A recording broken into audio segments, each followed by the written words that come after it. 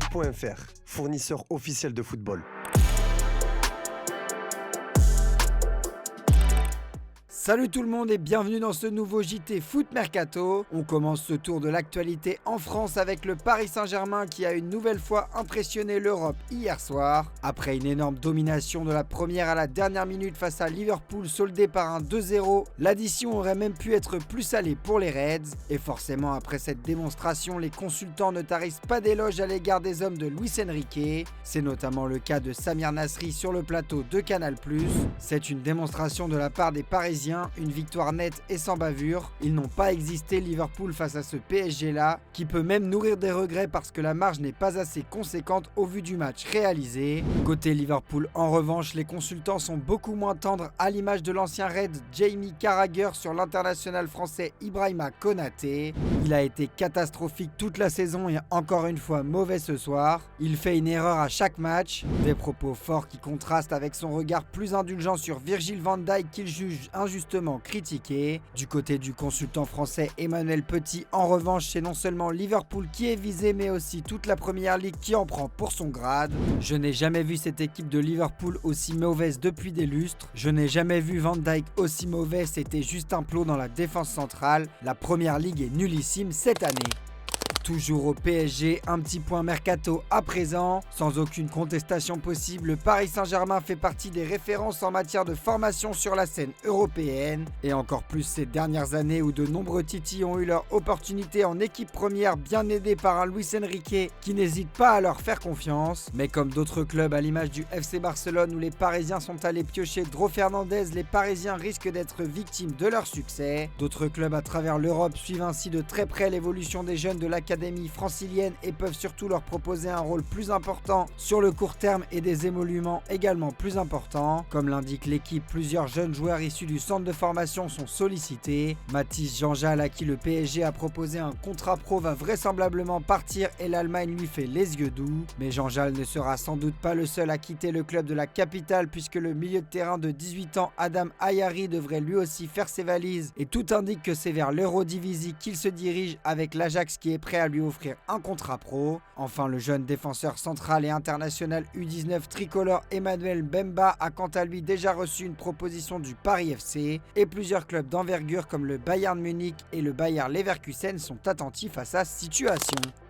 Allez, qui dit lendemain de Ligue des Champions dit 11 types de notre rédaction. Comme d'habitude, on vous a concocté le 11 de ces quarts de finale aller et vous vous en doutez, il est majoritairement composé de Parisiens. Dans les buts, l'inévitable Manuel Neuer, auteur d'une prestation XXL face au Real malgré ses 40 ans. Pour l'accompagner, nous avons opté pour une défense à 4 aux couleurs parisiennes. Achraf Hakimi et Nuno Mendes occupent les couloirs et sont accompagnés par une charnière centrale composée de Robin Lenormand, intraitable face au Barça, et Willian Pacho, bluffant de solidité face aux Reds. Au milieu de terrain, difficile également de ne pas récompenser les Parisiens. Warren Zaïre-Emery a fait très mal à l'entrejeu des Reds, tout comme Joao Neves, véritable métronome des Rouges et Bleus. Aux côtés de ce duo, Joshua Kimmich prend place après sa performance de patron face au merengue.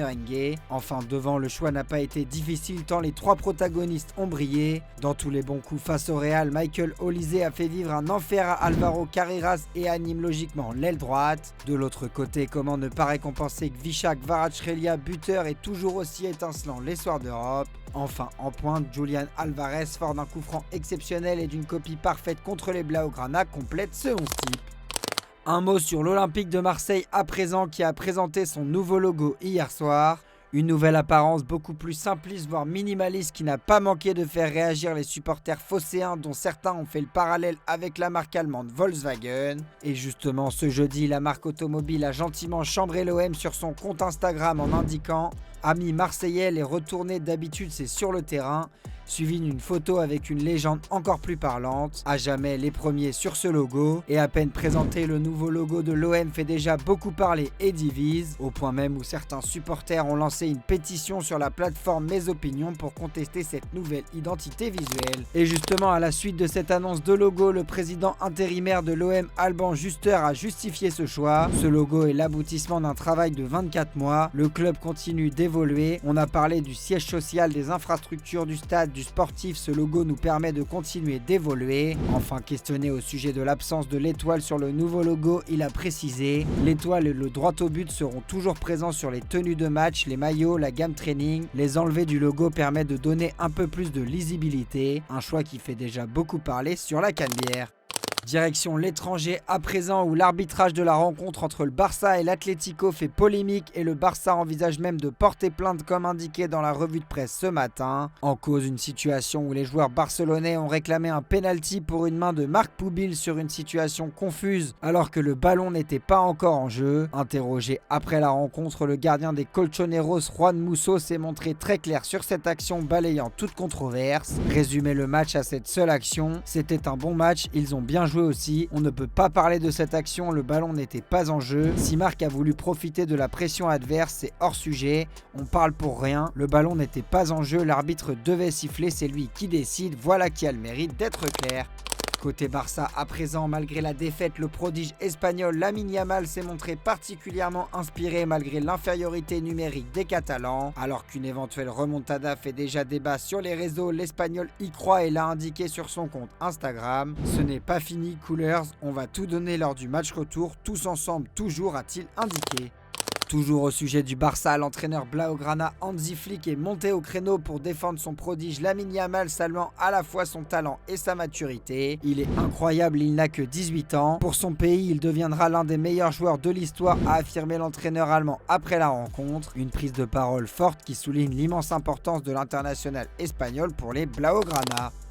Direction l'Italie à présent, où Gianluigi Donnarumma est sorti du silence pour la première fois depuis l'élimination de l'Italie. Au micro de Sky Italia, le gardien de Manchester City est apparu très ému et a fondu en larmes. Et quelques jours après la désillusion, l'Italien n'a pas digéré. Ces derniers jours ont été difficiles et éprouvants, comme pour tous les Italiens qui tenaient tant à se qualifier pour la Coupe du Monde, tout comme moi et toute l'équipe. Ça fait très mal, vraiment très mal. Les premiers jours, j'ai eu du mal à digérer tout ça, mais il faut repartir et aller de l'avant et réagir. Également questionné sur la séance de tir au but, il a admis être blessé par les commentaires. J'ai été blessé par les commentaires, les mots qui ont été prononcés. En tant que capitaine, je ne suis jamais allé demander 1 euro à la fédération. Ce que fait la fédération, c'est un cadeau aux joueurs qui se qualifient pour un tournoi, mais ce n'est que ça. Personne n'a rien demandé à la fédération. Notre cadeau, c'était d'aller à la Coupe du Monde, mais ça ne s'est malheureusement pas produit.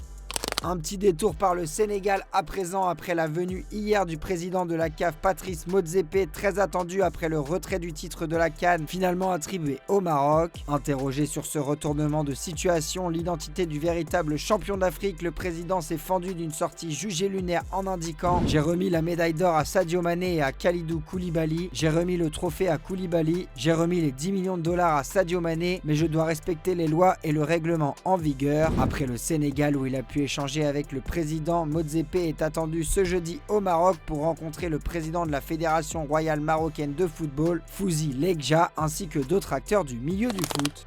Allez, comme d'habitude, on termine ce JT avec l'image du jour. Étincelant hier durant la rencontre, le portugais Vitinha, fidèle à lui-même, est resté au bord du terrain un long moment pour donner son maillot à un jeune de Liverpool qui terminait son décrassage. Une action qui n'a pas manqué de faire réagir les réseaux, saluant la simplicité du milieu parisien. Je vous laisse sur ces images, c'est la fin de ce JT les amis, merci à vous pour votre fidélité et on se retrouve demain matin pour la revue de presse, ciao.